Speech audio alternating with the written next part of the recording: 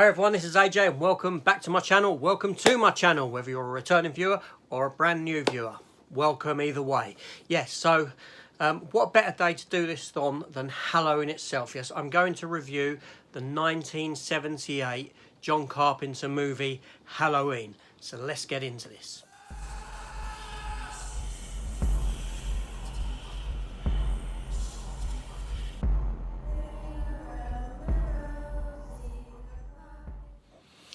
Okay, so full disclosure first, right? I'm going to tell you, I'm not very big on horror, says the man sat here in a Freddy vs. Jason shirt. Yep, and with a Freddy Krueger glove over his left shoulder.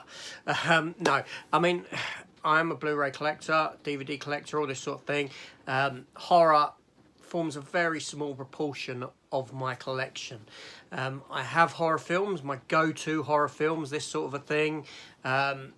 Freddy, Jason, Chucky, which I've recently reviewed, all them, and I'm currently reviewing the TV series. You know, but I do have issue with horror films. I'm not big into horror films as what some other people are. Hats off to those people that are doing like 31 days of Halloween. I cannot watch horror films for 31 days straight. It would do my head in. I know I'm dead against people who say that watching horror or playing nasty games makes you go out and do stuff. I don't believe that, but there is certainly a psychological aspect to sitting and watching 31 days of horror. I can do, when I watched the Chuckies, I had to take a break and watch something a bit lighter to break it up. I couldn't do it.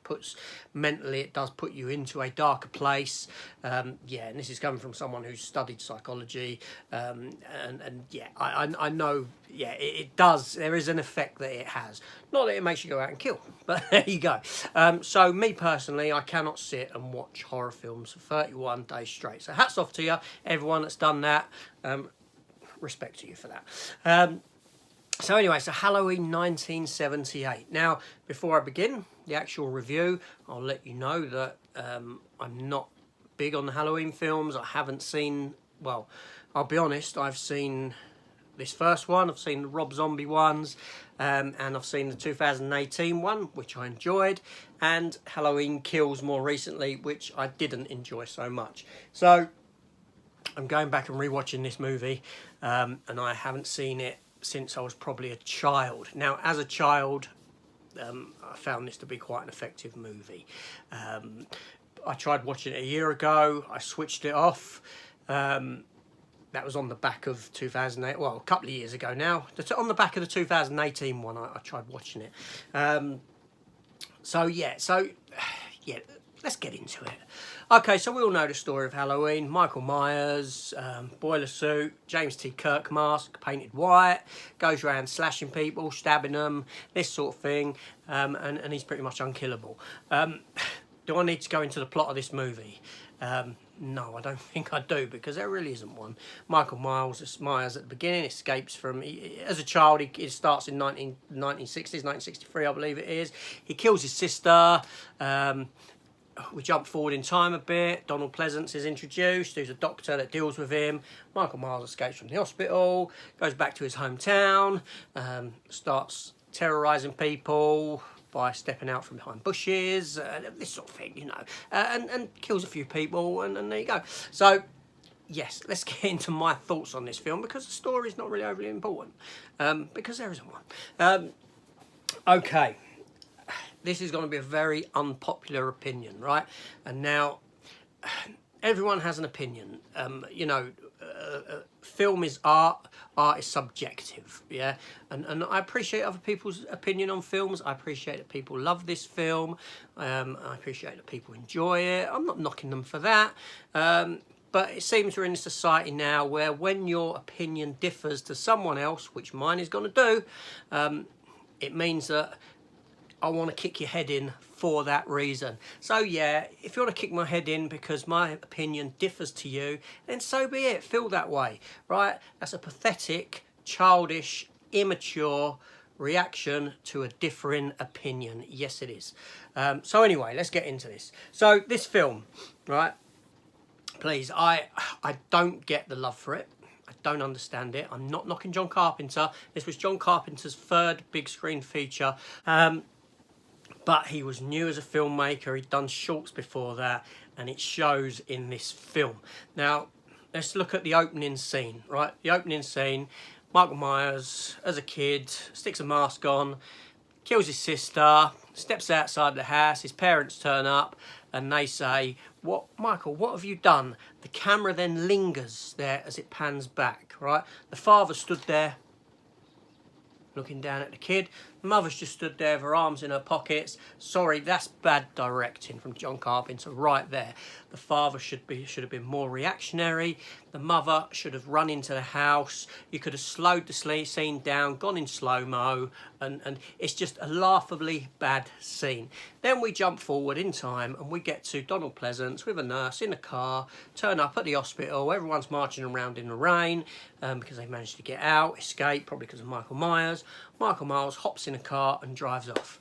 Yes, he drives. Okay, from a young age as a kid, he would have been imprisoned because he's, in a psychiatric hospital because he's knifed his sister to death. Now he's hopping in a car and he's driving.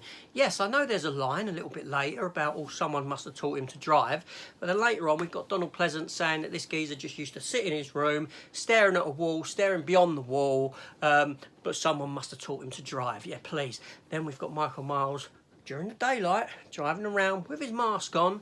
Not that affects your vision, or how much you can actually see, but he's driving around the town, following people, steps out from a bush, steps back behind a bush.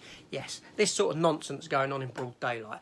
Totally unbelievable. What if this geezer wanted to fill up that car with gas? Please, he couldn't do. What's he, take the mask off, does he? What? I don't know.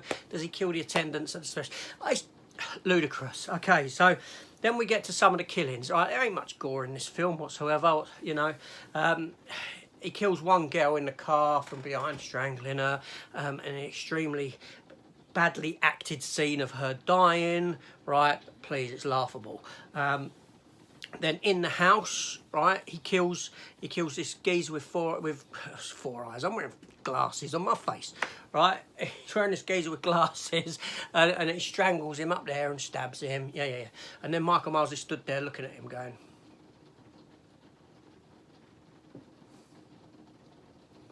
"Oh, that sent shivers down my spine, that part." Yeah, right. So yeah, and then he kills the next girl, right, who he was having a little bit of hanky-panky with in the bedroom, right. But not only that, he's decided to stick a sheet over him, cut out a couple of eyeballs, and stick the glasses over the sheet. Please, who's underneath this? E.T.? Oh my God! This film, for it to work for me, needs a laugh track. Yeah, this film needs a laugh track because that's what I was doing all the way through. He then kills that girl with the phone cord while Jamie Lee Curtis is listening down the phone, thinking that she's having sex. Right? All right, fair enough. She sounds sexual down the phone. Death cries. But then he takes all these bodies and he sticks them. Like he's got her on the bed, one of the girls, and he's taken the gravestone and stuck it of his sister and stuck it on the on the bed.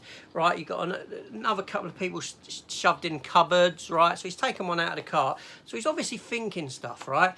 The problem is that from what Michael Myers is in this film to what he is later on is a completely different character. He's completely humanised in this film in that he can drive. Donald Pleasance goes to the old house and there's food there that he eats. He is a human. He isn't some unstoppable killing machine like what he's portrayed to be in the latter films, right? And so what's more scarier about this character is later on when he becomes this unstoppable thing, right? Fair enough, I understand progression and all this, and you do get variation in character change and all this along the time because certain stuff doesn't work and certain stuff does work, right? But the eating humanises him. You take that out of the equation. The fact that he's thinking about, "Oh, I'm going to stick a sheet over me and cut the eye holes out," please, that's just laughable. The fact that he then takes people and from where he's killed them and goes and positions them in cupboards and crap in the house. It's just ludicrous. It's ludicrous. This film hasn't got one scary moment in it. When he first attacks Laurie Strode, Jamie Lee Curtis, he's coming at her with a knife and he misses. He just slices her arm a bit through the shirt, right? He shouldn't have been driving. He can't even see where he's stabbing, let alone driving around the vehicle with a stupid James T. Kirk mask on, please. What's this geezer going on about? Again, it's just silly, right? I've always had a problem with Michael Myers. I understand that this is like the grandfather of slasher movies, right? But please, it has been done better all along down the line. Freddy Krueger's better. Jason Voorhees is better. Child's Play, Chucky is better. Okay, I understand, like I said, art is subjective, right? But I think too many people give this film a free pass because of the name John Carpenter, because of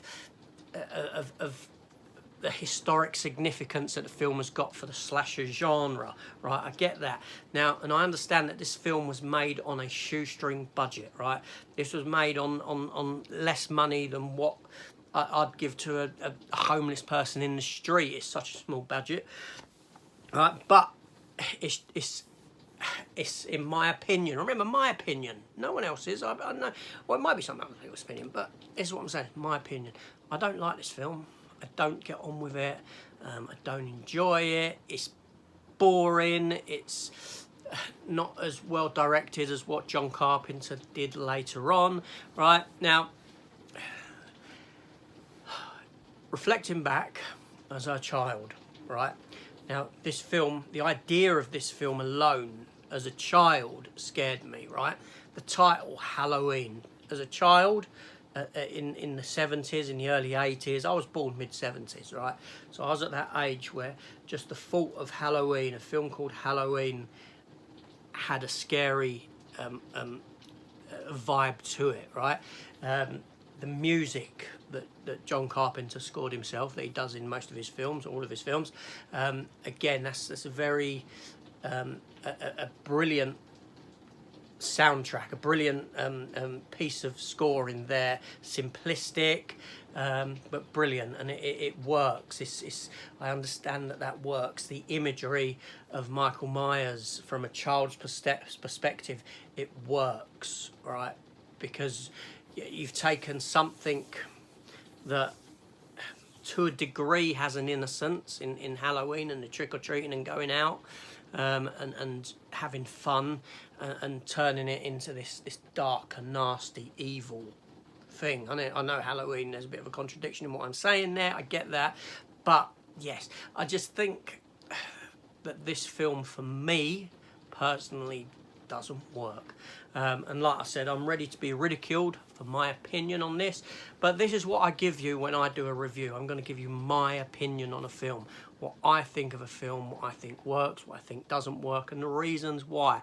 I'm not going to listen to everybody else telling me that this is a fantastic film, I love it, it's the best thing I've seen, and thusly I go in and then I have the need to tell you the exact same thing because I want to be part of that crowd who loves it. No, that's not going to happen. You are going to hear my opinion on whatever film I watch, whether I like it or hate it. And like I said, art is subjective, films are art, thusly we all have differing opinions. So anyway, this is AJ. I want to thank you for that. Happy Halloween to everyone, whatever you may be doing. Obviously, I've got children. My children now are older, so I'm happy that they're older, so I don't have to deal with the nonsense of Halloween. I don't have to decorate the house for one night. I don't have to dress the kids up and do makeup on their face for one night. It's wonderful when these kids get older and you don't have to do that anymore. It's brilliant. I can just shut the curtains, close the door, and away I go. Anyway, it's raining out at the moment. Might be raining tonight. Where we are anyway, keep the trick-or-treaters away. Fantastic. No knocking at my door. I want all them sweets for myself. Anyway, this is AJ. Thanks for watching. Please consider hitting the subscribe button if you want to see more of my content. See you all later. Take care all and goodbye.